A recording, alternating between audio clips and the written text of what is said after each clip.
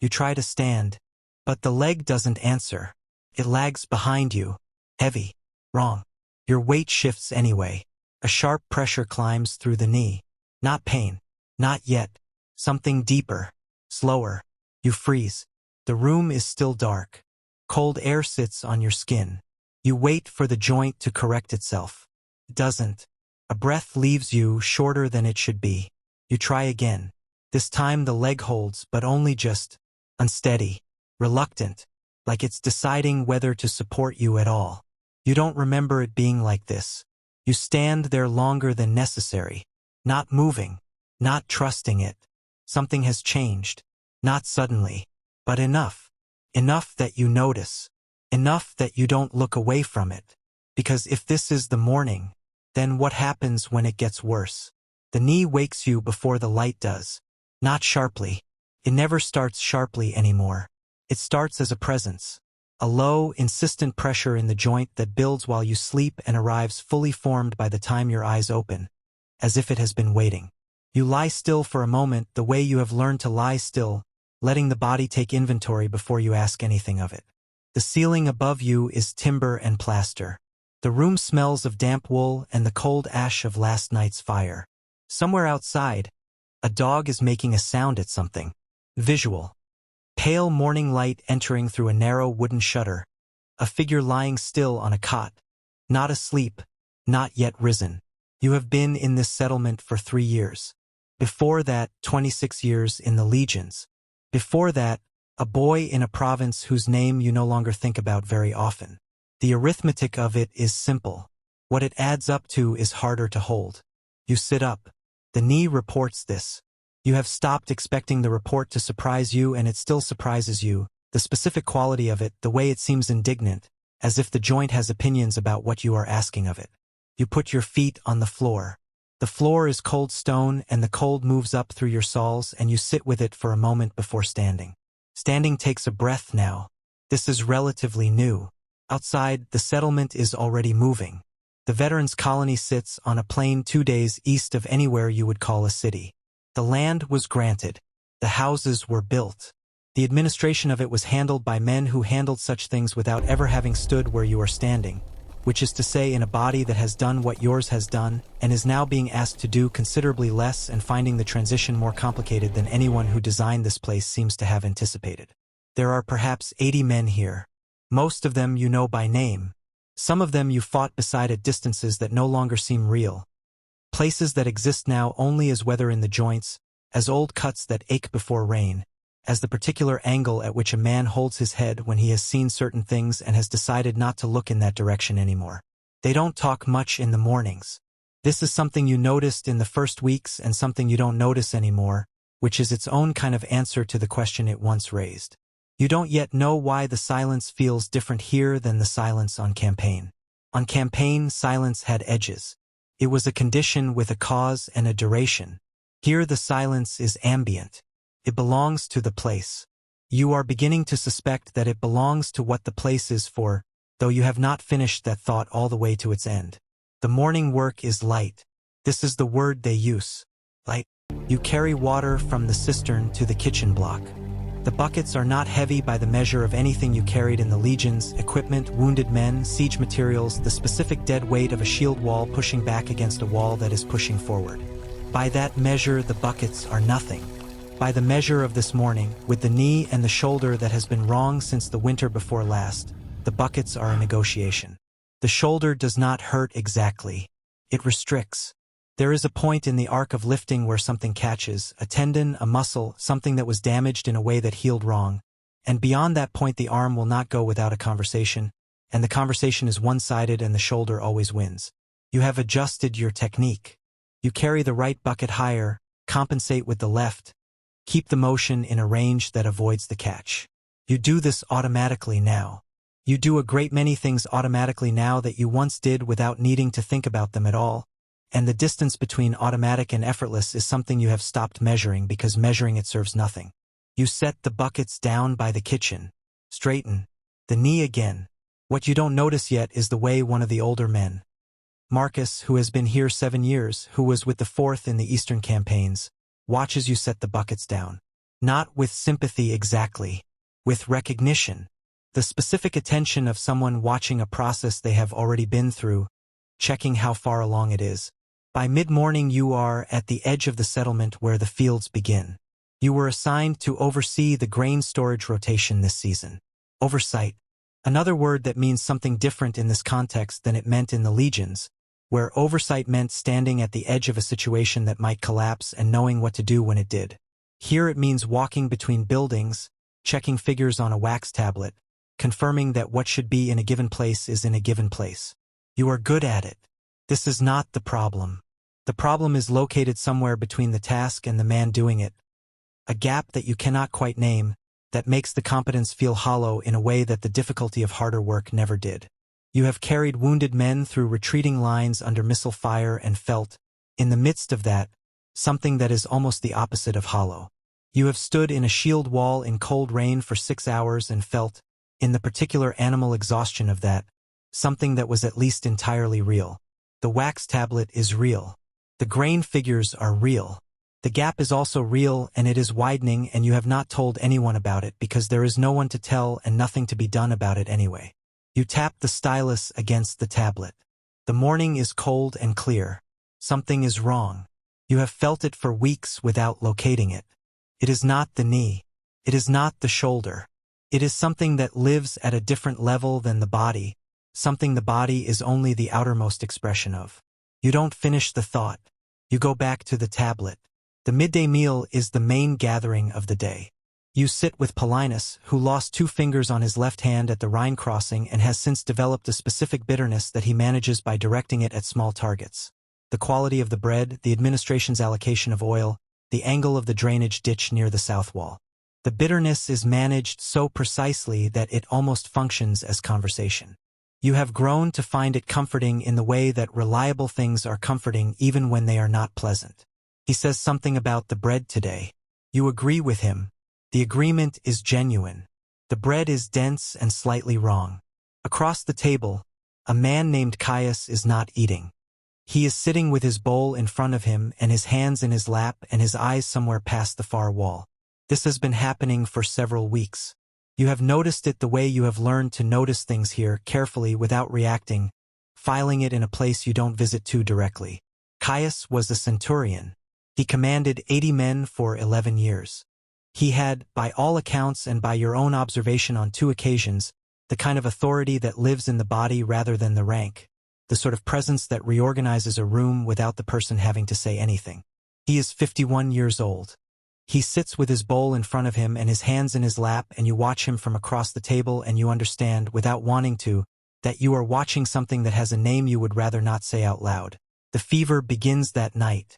You know it is fever before you are fully awake. The particular internal heat that has nothing to do with blankets or the fire, that comes from inside and radiates outward, that makes the skin feel like the wrong temperature for the air around it. You lie still. You have had fevers before. You know the protocol. Water if you can get it. Rest. Wait. What you don't know yet, in the first hours, is how long this one intends to stay. By the middle of the night, or what you believe is the middle of the night, you have lost the ability to locate yourself in time with any confidence. The fever has organized itself into something with architecture. It has a rhythm. Heat, then a shaking that starts in the core and moves outward, then a brief plateau, then heat again. You lie inside the rhythm and track it the way you would track an enemy's pattern, looking for the interval, the gap, the place where it pauses. The gap is shorter than you would like. Your hands are wrong. Not painful, imprecise. When you reach for the water cup beside the cot, the hand goes approximately to the right place and arrives with less certainty than hands are supposed to arrive with, and you hold the cup with both hands because one hand is not currently a reliable instrument. You drink. The water is cold. It maps the inside of your throat on the way down, which is the most specific sensation you have felt in hours, the rest of your body having gone to a kind of static. Outside, the settlement is quiet. Dogs somewhere. The wind against the shutter. The sounds of a world continuing its operations without requiring your participation, without pausing to register whether you are upright or lying down, functional or not. This is the moment. Lying in the fever, listening to the world proceed without you, when the thought you have been not finishing for weeks arrives complete and without mercy. You were of use. That was the contract. The body for the work for the purpose for the identity. The legions took the body and gave it a reason for being what it was. The settlement takes the body and gives it lighter versions of the same tasks and does not address the question underneath, which is what the body is for now that it is no longer for that. The fever does not care about this question. The fever is running its own process. You are a location in which it is occurring. You close your eyes. The rhythm continues. Heat, shaking, plateau, heat. You have survived worse than this. You know this with the part of you that knows things the way the body knows them. Not as a thought but as a fact laid into the structure, the way scar tissue is laid into skin. You have survived worse. The knowing is real. The fever is also real. Both things occupy the same body and neither cancels the other. 3 days later you are upright. The fever left the way fevers leave. Not suddenly but gradually, the architecture disassembling itself piece by piece. The heat becoming warmth, becoming the ordinary temperature of a body in a cool morning. You are upright. You are outside. The sunlight is thin but present, and you are sitting on the low wall at the edge of the settlement with your hands on your knees and your face in the light. The knee is worse than it was before the fever. You expected this. The body after illness is not the body before it. It is a revised version, slightly reduced, the joints and muscles having spent 3 days on other business and returning to their regular duties with less than they left with. You have learned to take the inventory without drama. The knee is worse. The right hand, which was imprecise during the fever, has returned mostly to itself but with a new hesitation in the grip. A slight delay between the intention and the closing of the fingers that was not there before. You close the hand. Open it. Close it. You will adjust.